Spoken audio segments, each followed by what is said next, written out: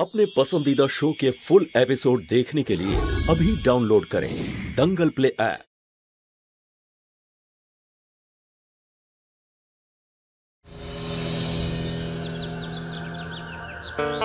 কে জানি কোথায় চলে গেছে।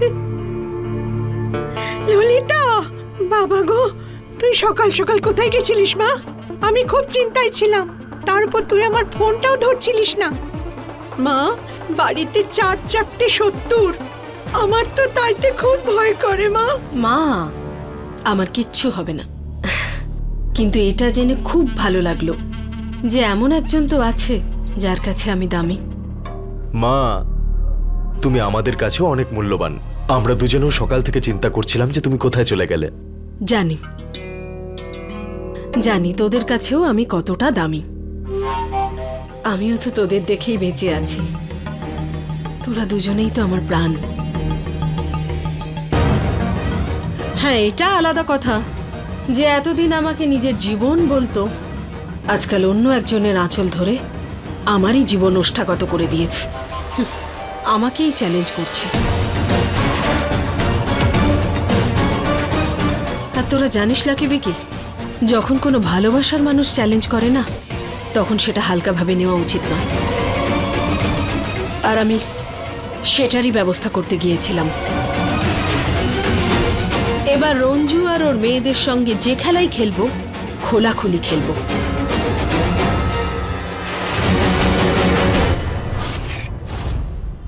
আরে মুস্কান, কতবার বলেছি যে চিনি একটু কম দিস।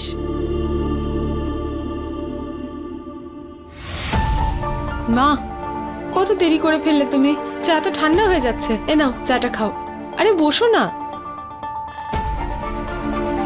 আরে বৌমা, এই ফুলের ডালি নিয়ে এখানে কেন? মন্দিরে তো রাখার কথা, তাই না? ঠাকুমা, আমি রেখে আসছি। মা, তুমি আরাম করে চাটা খাও। বুলবুল, তোরা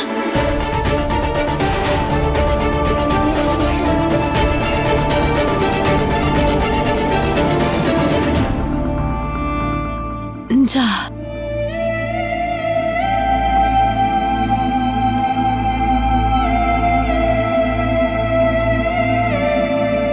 এই মুস্কান আর টিয়া, এই চায়ের কাপ নিয়ে রান্নাঘরে রেখে আয়।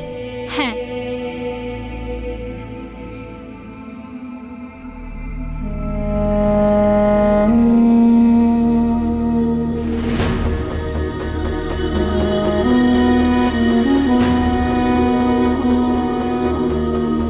কি হয়েছে বৌমা? চিন্তিত দেখাচ্ছে। ওখানে আবার কিছু হয়েছে নাকি? মা, আমার মনে হচ্ছে ললিতা দেবীর মাথায় নতুন কোনো ষড়যন্ত্র ঘুরছে। আমি আমার জন্য চিন্তা করি না, কিন্তু আমার সন্তানদের উপরে। সত্যি কথা হলো মা, আজ পর্যন্ত আমি আপনার আশীর্বাদ আর সিদ্ধিদাতা গণেশের কৃপায় সব বিপদ থেকে দূরে আছি, সব বিপদের হাত থেকে রক্ষা পেয়েছি। কিন্তু কতদিন যদি ললিতা দেবী এভাবে একটার পর একটা খেলা খেলতে থাকে, একটার পর একটা ষড়যন্ত্র করতে থাকে, তাহলে একদিন না একদিন তো ঠিক সফল হয়ে যাবে, তাই না? তখন আমরা কি করব? এটা ভাবলেই ভয় করে আমার মা। তোমার কথা ঠিক বৌমা, আমি তো সারা দিন এইসব নিয়ে চিন্তা ভাবনা করি। বুঝতে পারছি না কি করব। আমিও তো আর কিছু বুঝতে পারছি না মা, কিন্তু তারপর বারবার আমার কানের কাছে মিশ্রবাবুকে দেওয়া কথা চিৎকার করে করে আমায় মনে করিয়ে দেয় মা। না আমি মিশ্রবাবুকে দেওয়া কথা থেকে পিছিয়ে আসতে পারবো, আর না আমি আমার সন্তানদের বিপদের মুখে ঠেলে দিতে পারবো মা। কারণ আমি জানি যে এখন আর এই লড়াই আমার আর ললিতা দেবীর মধ্যেই নয়। এই লড়াই এখন ন্যায় আর অন্যায়ের। আর প্রতিজ্ঞা ভঙ্গ করার মানে হলো সত্যের পথ থেকে সরে দাঁড়ানো। কিন্তু আমি এখন কি করব? মনটা তো আমার মায়ের। সন্তানদের কথা ভাবলে যে আমার ভীষণ ভয় করে। ঠিক বলেছ বৌমা, আর তোমার চিন্তা করাটা তো স্বাভাবিক। এই ললিতা নিজের স্বার্থ সিদ্ধির জন্য যা খুশি তাই করতে পারে। এই জন্য সব সময় আমাদের সতর্ক থাকতে হবে, আর আমাদের বাচ্চাদের ওর নজর থেকে অনেক দূরে রাখাটাই শ্রেয়। আপনি ঠিক বলেছেন মা, আমাদের আরো সতর্ক থাকতে হবে। একটা কথা জিজ্ঞেস করবো মা? বলো মা। কখনো কখনো যখন আমি ভাবে ভয় পেয়ে যাই, তখন আপনি আমার এই অসহায়তাটাকে আমার দুর্বলতা ভেবে ফেলেন না তো? এ তুমি কি বলছো বৌমা? তোমার শক্তিই তো আমাদের সবাইকে সাহস যোগাচ্ছে। তুমি হাসলেই আমরা সাহস করে এগিয়ে যেতে পারি। তুমি তো কত কঠিন পরিস্থিতিকে ভালোবাসা দিয়ে বদলে দিয়েছো।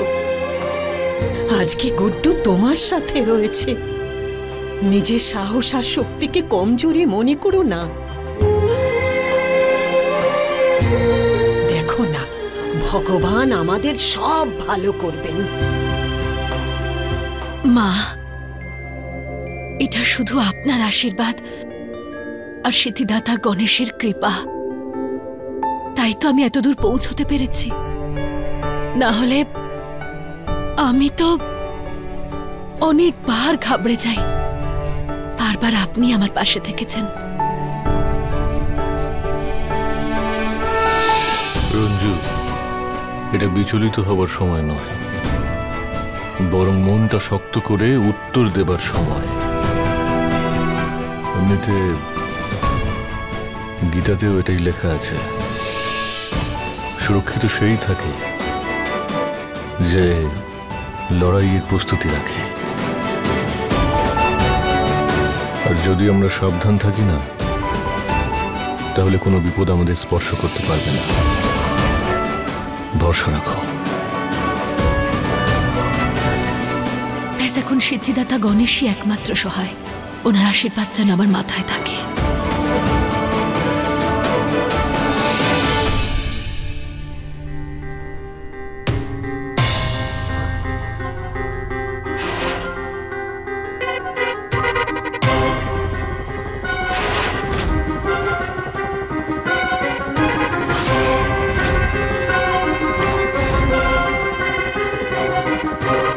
আজ আমাকে এইভাবে দেখে তো ওরা সারপ্রাইজই হয়ে যাবে।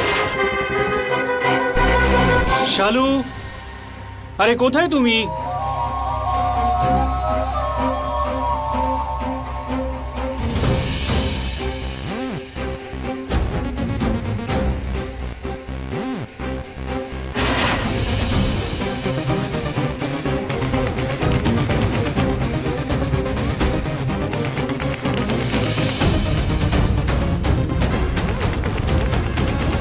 আরে পার্টনার, দেরি হয়ে যাচ্ছে, আমাদের বেরোতে হবে।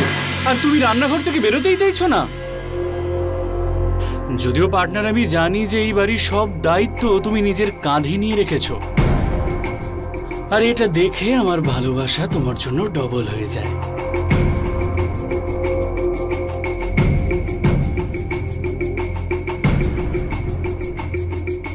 মানে আমি কাজ করা বন্ধ করতে বললেও তুমি সেটা করবে না। ঠিক আছে, মনে হচ্ছে আমাকে এবারে জোর জবরদস্তি করতে হবে। ওকে, এবার তো তোমাকে আমি এখান থেকে তুলে নিয়ে যাব।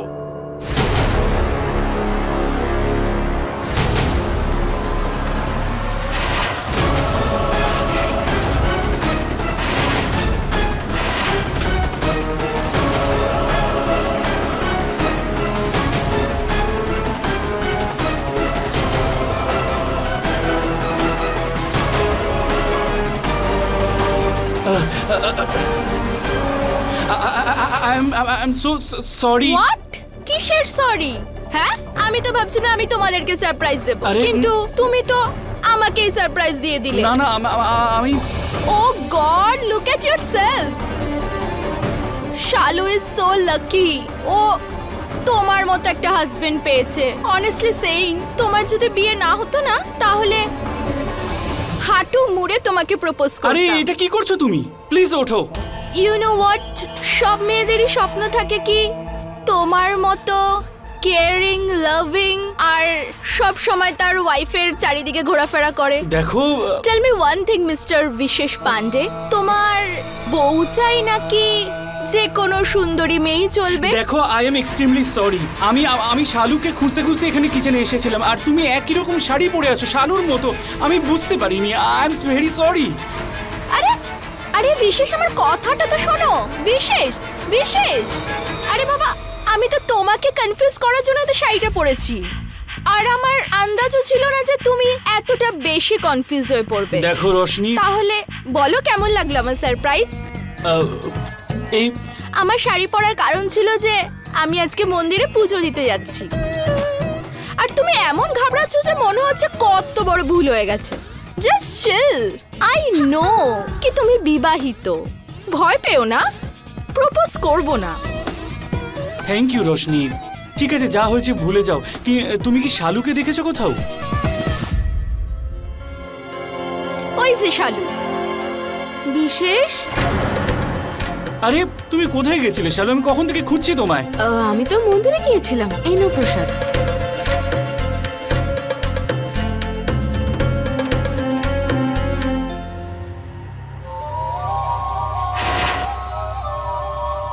আরে বাহ রোশনি, আপনি আজকে শাড়ি পরেছেন? হ্যাঁ, তাও আবার তোমার শাড়ি।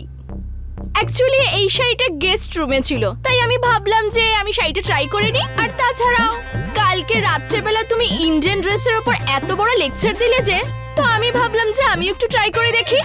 বলো, একদম তোমার মতোই দেখতে। আমার থেকেও সুন্দর লাগছে আপনাকে। হ্যাঁ, আমিও কনফিউজ হয়ে গেছিলাম, তুমি ভেবে ভুল করেছিলাম। আচ্ছা শোনো না শালু, আমাদের বেরোতে হবে, লেট হয়ে যাচ্ছে। যাই? হ্যাঁ হ্যাঁ ঠিক আছে, এই নিন প্রসাদ। চলো চলো চলো।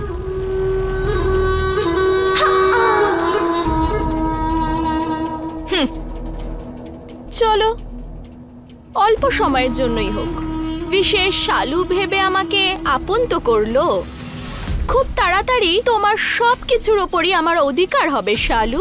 যেখানে যাওয়ার জন্য তোমরা এত আনন্দ করছো, কে জানে যে ওখানে পৌঁছবে কিনা।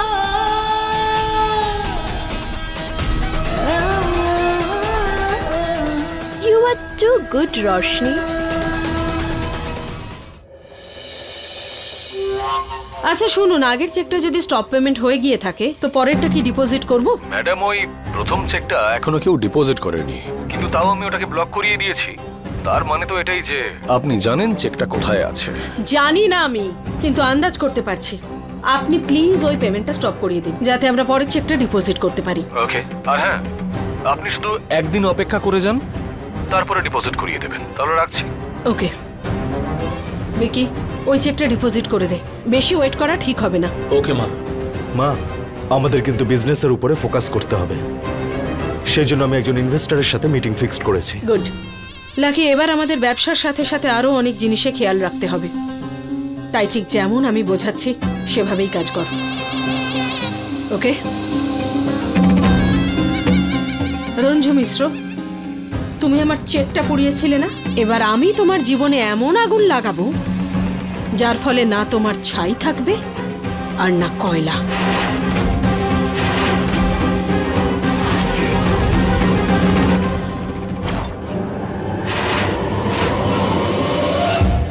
বুলবুল, বেরোবে তো?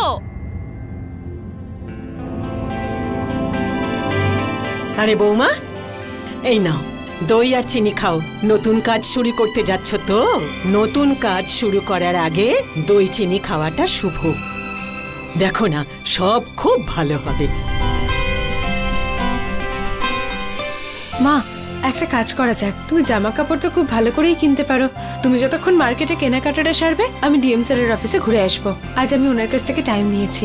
আমার তরফ থেকে যা যা করার তা তো আমাকে করতেই হবে, তবেই না কুস্তি সেন্টার আমি আবার খুলতে পারবো, তাই না? হ্যাঁ রে বুলবুলি, তোর সেন্টার খোলাটা তো খুবই দরকার। যদি কুস্তি অভ্যাস না করিস তাহলে সবার সাথে লড়বি কি করে? মুস্কান, ওই খামে যে ডকুমেন্টটা আছে ওটা বুলবুলকে দিয়ে দাও। হ্যাঁ। বুলবুল, এই খামটার মধ্যে ব্যবসা সংক্রান্ত সমস্ত ডকুমেন্টস আছে। ব্যবসা শুরু করার আগে আমাদের কিছু ফর্মালিটিস পূরণ করতে হবে। আর হ্যাঁ, আজ রঞ্জু অ্যান্ড ডটার্স নামের কোম্পানিটার রেজিস্ট্রেশনও হবে। মিশ্রবাবু, আমাদের কাছে এখন এত টাকা নেই, কাজ শুরু করতে একটু সময় তো লাগবে। ওহো রঞ্জু, তুমি কেন চিন্তা করছো? আমার কাছে শর্মাবাবুর টাকাটা তো আছেই, আর ওই টাকাটা শর্মাবাবু আমার মুখ দেখে দিয়ে যাননি। বাজারের পুরনো খেলোয়াড় সে, ও ভালোভাবেই জানে যে তুমি তোমার সেলাই করা কাপড়ের ব্র্যান্ড বার করার চেষ্টা করছো, আর মার্কেটে তোমার সুনামও রয়েছে। সেই জন্য ও তোমার বিজনেসে ইনভেস্ট করতে চায়। আর এটা ভেবো না যে এসব কিছু আমার জন্য হচ্ছে। আরে বাবা, আমি তো শুধু মাধ্যম মাত্র। আরে গুড্ডু, তুই কি কথা বলছিস? তুই যদি মাধ্যম না হোস তাহলে কে হবে? আরে তুই তো তুড়ি বাজিয়ে আমাদের মুশকিল আসান করে দিলি। আর দেখলি তো, আমাদের বৌমা কাজের দিক থেকে তোর থেকে কোনো অংশে কম নয়। হ্যাঁ মা, ঠিক বলেছ। এভাবে কি মিশ্রবাবুর মাধ্যমে ওর টাকা নেওয়াটা ঠিক হচ্ছে? মা, যাওয়া যাক। চল।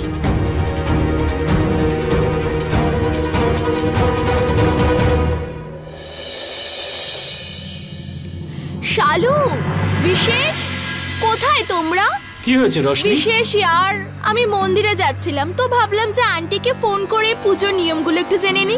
প্রথমে তো ফোনটাই তুললো না, তারপর রেগে বললো যে আমার সাথে কথা বলবে না। তারপর আমি জিজ্ঞাসা করলাম যে কবে ফিরবে, তখন রেগে ফোনটা কেটেই দিল। তারপর আমি মামাকে ফোন করলাম, মামা বললো যে আন্টির সাথে দেখা করতে বাড়ি যাচ্ছে, কিন্তু আন্টি তো ওখানে নেই। কি? মা ওখানে নেই তো কোথায়? হে ভগবান, কি জানি নির্মলা কোথায় আছে, কি অবস্থায় আছে। বিশেষ, যদি নির্মলার কিছু হয়ে যায় না, আমি তোকে আর বৌমাকে কখনো ক্ষমা করব না। বাবা, এমন কথা কেন বলছো? মা একদম ঠিক আছে। শালু আর আমি তো মায়ের কাছেই যাচ্ছিলাম। দেখো, তুমি ভয় পেও না, আমরা খোঁজ করছি মা কোথায়।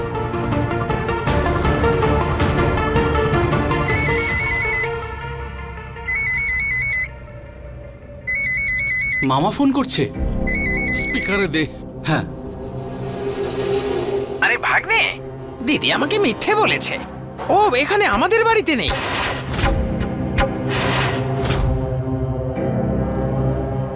ও অন্য কোথাও আছে, আর এখন তো আমার ফোনটাও রিসিভ করছে না। এটা কি করে হতে পারে মামা? আচ্ছা তুমি একটা কাজ করো, আশেপাশে একটু জিজ্ঞাসা কর, যদি কেউ কিছু জেনে থাকে। আশেপাশে?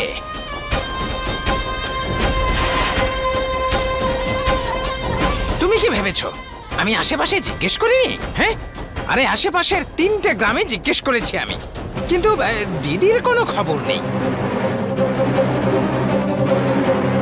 ঠিক আছে মামা, আমি চেষ্টা করছি মাকে ফোন করার। আরে এখন সব খেলাটাই রোশনির হাতে।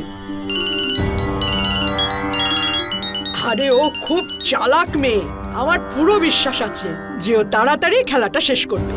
ও ওখানে খেলাটা চালাবে, আর আমি এখানে বসে শালুর ভেঙে যাওয়া সম্পর্কের মজা নিতে থাকবো। একদম ঠিক বলেছো। এই আনন্দে একটু সিঙ্গাড়া হয়ে যাক চাটনি দিয়ে, আমি এক্ষুনি নিয়ে আসছি। জয় ভোলানাথ।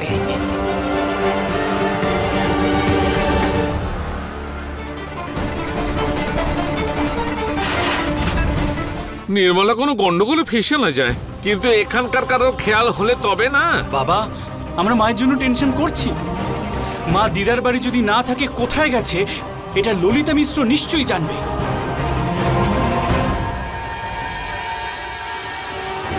আর যদি এমনটা হয়, এবার আমি ললিতা মিশ্রকে আর ছাড়ছি না।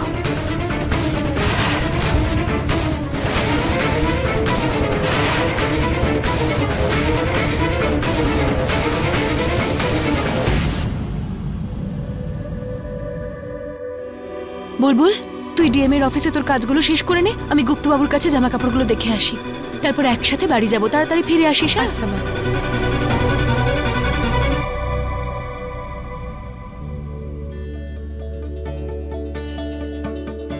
আমাদের শান্তি নিবাস।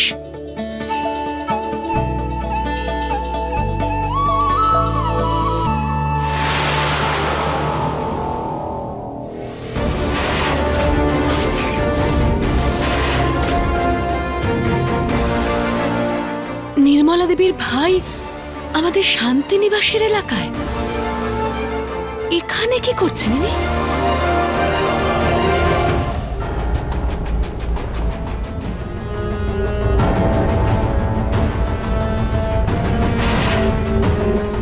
এমন নয় তো যে নির্মলা দেবী আর ওনার ভাই এখনো ললিতা দেবীর সঙ্গে যোগাযোগ রেখেছে?